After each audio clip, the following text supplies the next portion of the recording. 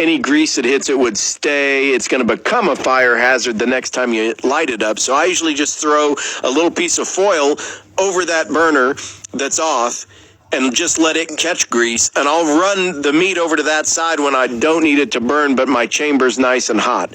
So then the other option would be if you have a charcoal grill that you can raise and lower your coal bed, you could actually lower the coal bed even further and then shut those doors to ensure you're not getting any air to it. I like to cook on a Hasty Bake. That's my favorite charcoal grill. I think I've said that before. Yes, you have. And Hasty Bakes have an interesting feature on them where the grate actually has a cant to it. It's V-shaped, and the grate runs to the middle. And what that does is it allows all of your juices to run down the grate to the center, and then they drop onto a drip rail and roll out of the pit. So you actually don't get flare-ups typically in a Hasty Bake because all of the grease runs away from the fire into a drip rail. So even if you don't have a Hasty Bake, you could actually take and put even a couple of quarters underneath the edge of your grates or a little rock or something to get them to cant one direction or the other, and you can push that grease away from the fire. I've even seen people take and drill a hole through the side there where that grate is going to be and put a little piece of angle there to catch grease and expel it from the pit. It's not exactly the way a regular charcoal grill was designed to work, but you could set it up that way if you wanted to. If you do like a lot of chicken or other products that need that grease removed. Right. So basically it comes down to this. If you're doing it on charcoal, you have to deal with the oxygen source. Yes. So that it can't burn without oxygen. That's a required element. You got it. And if you are on a gas grill, then remove the heat source. Correct. By turning down your burner or possibly even off for a moment. And I guess we didn't hit on pellet. And do not hit it with water. Do not hit it with water. Absolutely whatever not. It's coming out of it. It might just be a mister, but you're a mister. But, you know, you're going to stir up all kinds of ugly stuff, and it's going to get on your meat. Yeah, you got two issues there. If there's a lot of fat flying around, you could risk getting that fat splattering everywhere and creating a bigger fire. And then if you have a fire and you're trying to mist it out, you're going to get that ash from the coals all over your food as it vaporizes the mist that you're throwing. Right. So, yeah, good point there. I know he mentioned should I put water on it, and I didn't touch on that. So thank you for bringing that up, T-Bone. And then, of course, with a pellet cooker, you're going to want to unplug it because you're forcing air. You've got a fan running, so you're going to want to unplug it. I know that stop for a minute. Sounds obvious, but you definitely want to do that. So next segment. So first, Richard, thank you for the question. We are going to get a T-shirt and a signed copy of the Barbecue Bible headed your way to Gresham, Oregon. Next segment, we are going to be talking with Joey Machado, instructor, competitor, and founder of Texas Original Charcoal Company. We're going to be talking live fire cooking and the right fuels to do it. Check out his website, TexasOriginalCharcoal.com. That's TexasOriginalCharcoal.com. Coming up, it's Joey Machado right here on Barbecue Radio Network. We built a grill, Holstein Manufacturing. You have a better recipe for when you grill. Better ingredients, better cuts of meat, and because you're using a grill from Holstein Manufacturing, well, a better grill. You take grilling seriously, and at Holstein Manufacturing, we make a serious grill. Find your new grill now at HolsteinMFG.com.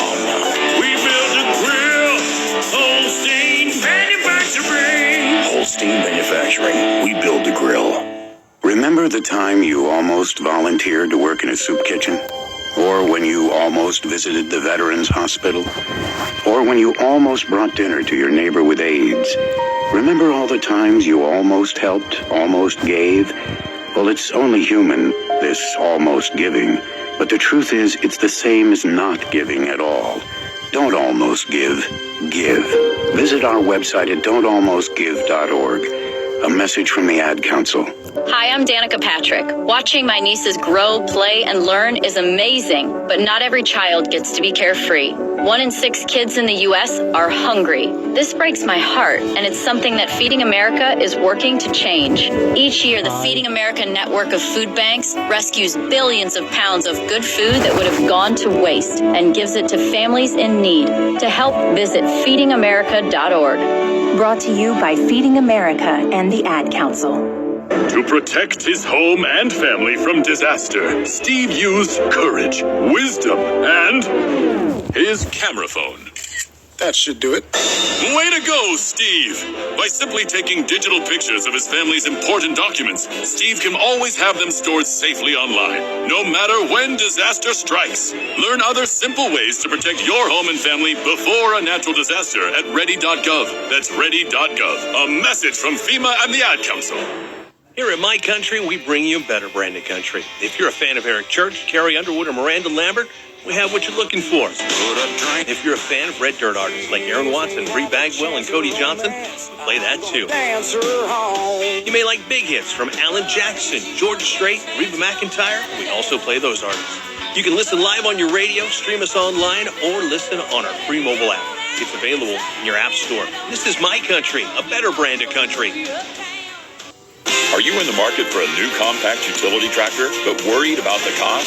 For a limited time, Prairieland Partners is offering 0% interest for 72 months on select John Deere compact utility tractors. That's right, you can buy the tractor you need right now without worrying about high interest rates and take advantage of low monthly payments. Don't wait, stop by or visit prairielandpartners.com. Offer ends June 30, 2023. Some restrictions apply. See PLP for details. Prairieland Partners.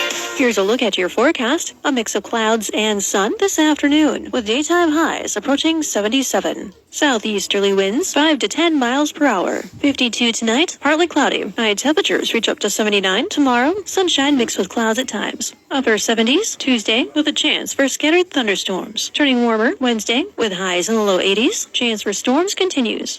From the MyTown Media Weatherology Weather Center, I'm meteorologist Laura Lockwood. Right now, 62. It's My Country 99.5, and we're glad you're listening in Admire. BBQ Radio Network. I'm Andy Groneman, along with our executive producer and co-host T-Bone. I am really excited for our guest this week. He's got over 20 years in the live fire cooking world.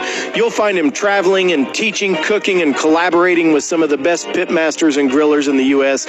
Joey Machado, the founder of Texas Original Charcoal Company, which you can find at www.texasoriginalcharcoal.com. I'm excited to get into a deep dive with all of the fuels and what fuels our grills. So welcome to the show, Joey. How you been? Man, we are doing wonderful. Just running like crazy, but we're having a great time. As we do. I mean, you're out at Brisket King right now, I think. So in the kitchen. Yes, sir. Just rolled into New York City this afternoon, and we are in the kitchen at Pig Beach right now doing all our prep for our stuff. Yeah, that is going to be great. Well, so speaking of prep, Texas Original Charcoal. Yes. Let's just talk a little bit about, kind of how you got to where you are with Texas Original Charcoal, and let's talk a little bit about the different kinds and what makes good charcoal good. For some of you who know and some of you who don't know, I've been in the industry for quite a long time, been responsible for some great brands. We've worked to build some great brands in the past. As a competition cook for a long time, I kind of knew what I wanted. And one of the things that I found early on was there was a little company in Texas that was called B&B Charcoal. And they happened to be someone who was very, very close to me as far as they were literally 40 minutes from my house. And it was a small brand at the time. No one really knew about them, but they were just an all-natural lump charcoal product. But they also had, some briquettes, and, they weren't that easy to find. But it was a product that really worked for me. And I strived very hard to, get the attention of the company and, eventually started doing, unpaid branding for them, like an ambassador. which kind of evolved into a marketing gig with them, which then evolved into, developing products, expanding market. And then all of a sudden, before you knew it, the company got big enough and, beautiful enough that they started catching the eye of some of these big guys. And, eventually the company sold out. And you know what happens when bigger companies sell out? It's all about margin and it's not about the quality of product. Yeah, the goals anymore. change. Exactly, and I can't blame them for that. It's, one of the things that I tell a lot of people who are in the industry or getting into the industry or, have a new product and are trying to figure out how to get to that next level is, every time you climb a ring of the ladder, the more money you make, the more money you spend. And, so some people are very comfortable with smaller brands that, are just, they're more concerned with the quality of product than they are with the quantity of product. And that's kind of led me to where I am today. I've worked with brands, B&B, with Blues Hog, with Fogo Charcoal, consulted for several other charcoal-related companies. And I finally got to a point to where I kind of understood, what I really wanted out of a product. And my biggest thing is I want a quality product. And with all the relationships that I've had along the way, I've met some of the biggest producers of charcoal in the country. 75% of all your charcoal does not come from the United States. There's only a very, very few companies who are truly out of the U.S. that your product is born and raised and burned, all on U.S. soil. There's a lot of people who use phrases like Texas style or, even some that say, USA on the package. The product in the bag may have not derived from the United States. It may have come from South America in a big old sack and, and it got packaged in the U.S. But that's a whole different story, right? Our main thing is when I had the opportunity to jump in and create my own charcoal company, I was only concerned with a few things. My number one concern was I wanted a product that I would be proud of. I wanted a product that I could control. And I wanted a product, if I went into a market and only wanted to deal with specialty stores, no big box stores, how can I make that specialty store dealer happy? Okay? Right. The old engine of, you can't make everybody happy all the time. That's 100% true. Mm-hmm. But the main thing is if I can make a dealer happy with the quality of product, him be able to make his margins, i.e., be able to make a profit on charcoal, which is extremely hard in the industry. By the time you put freight and everything else on, sure, you're moving bulk product on trucks, and it's expensive. Right, it's like shipping rocks. It doesn't always make sense, So there has to be some things that diversify this from everything else. And the number one thing that really diversifies this product from everything else out there is the quality of product in the bag versus the value of the product that you're purchasing. And you mentioned shipping rocks. One of the things that I talk about with people all the time, and, I've turned some folks onto using lump for certain types of cooking, and they'll go, they'll try and go out and find a bag, and of course they find like cowboy charcoal. And they'll send me a picture and there's pieces of trim in there. There's rocks. There's 2 or 3 pounds of rocks in the bottom of the bag. Like those, it's a different quality of product in terms of the size of the usable chunk of lump that's in the bag, the product that's used to make the lump. Correct. And I think that's really where something like what you produce is a totally different animal. Correct. And that's kind of the deal is, another part of my business that a lot of people don't see because it's not out in public is, we do a lot of private label for a lot of companies. So there is a lot of stuff on big box shelves that my company actually touches, but we don't actively pursue, we don't market that product, right? We only, we have a customer that approaches us in a white label scenario. They want X type of product. The first question is always, what's your scenario, right? Is it margin? Is it quality of product? Is it, what's your goal at the end of the day? And so for most of the customers who come to us is they want margin. and they don't really care what goes in that bag. They want whatever will get them to this certain price point that they have to meet for Walmart or for Academy or, whatever the case may be. So that's the deal. Customers always have a choice of what to put in their cart, right? There's a difference between a Hyundai and there's a difference between a Honda. And so we always give people the opportunity of picking and choosing what they want. If they want a more inexpensive product, that means less hands touch it. That means less people are watching that line when it runs. That means it's just going straight from the bag, from it coming from the field straight into a bag with little to no supervision, which could lead you to a product that you would find other things in there besides charcoal. But for me, my biggest thing is I really didn't care about the quantity aspect of it. I have the ability to do as much as I want, but I wanted to make sure the quality was always number one. So I actually pay more to put the product that I put in my bags in there. So we are talking with Joey Machado, and we will be coming right back to talk more about charcoal and the difference in the quality in the bag right here on Barbecue Radio Network. Every pitmaster should start with the best beef and pork possible. That's why the top-rated barbecue restaurants from Texas to North Carolina choose Creekstone Farms premium Black Angus beef and all-natural Duroc heritage pork. Go to shop.creekstonefarms.com and get the same briskets, burgers, ribs, and steaks served around the country, delivered right to your door. Use promo code RADIO and get 10% off your entire order. 1 in 3 adults has pre-diabetes. 1 in 3. That means it could be you, your football buddy, your football buddy, or you, your best man, your worst man, you, your dog walker, your cat jogger.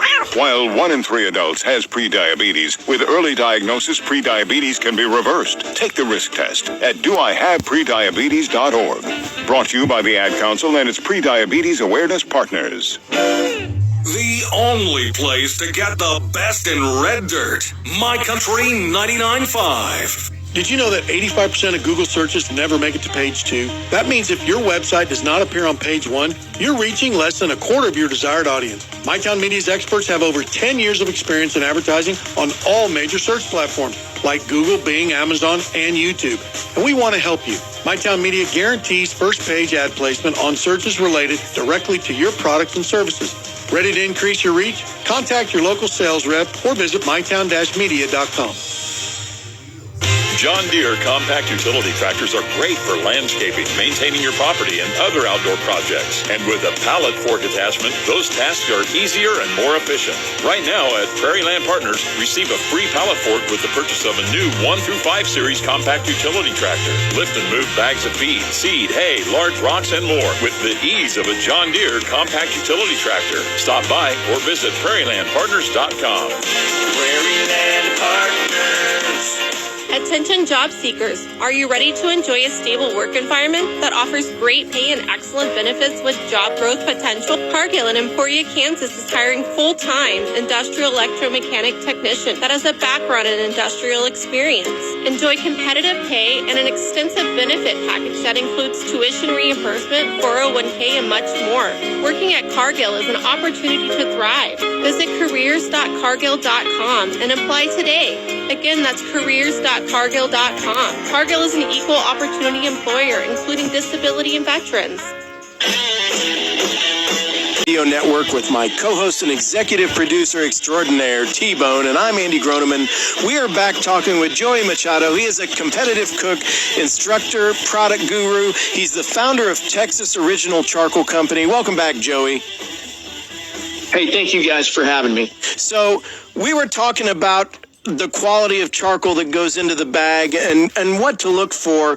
But, there's different kinds of charcoal out there. There's lump, there's briquette, there's extruded. All of them have their own place and how you want to use them in your grill or your cooker. For me, I always go to a lump for a good high heat cook where I really need to be able to control that temperature. Historically, I was a briquette guy for longer cooks, but I'm really been excited about the extruded product. So give me your take on kind of the types of charcoal that you guys produce and where they play best. Sure. And right now, there's there's basically not a charcoal that we don't produce.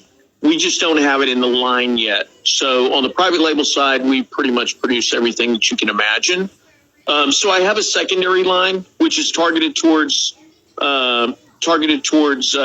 specialty meat markets and that type of deal. So we have a product line which is called a Chaparral product, and for a lot of people don't understand what the name has, but in Mexico, Chaparral, it just means a little oak shrub.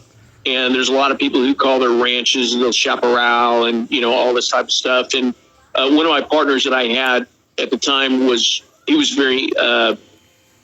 adamant that we wanted to use that name for one of our lines. So we put it out there. And in that line, I actually have an extruded product.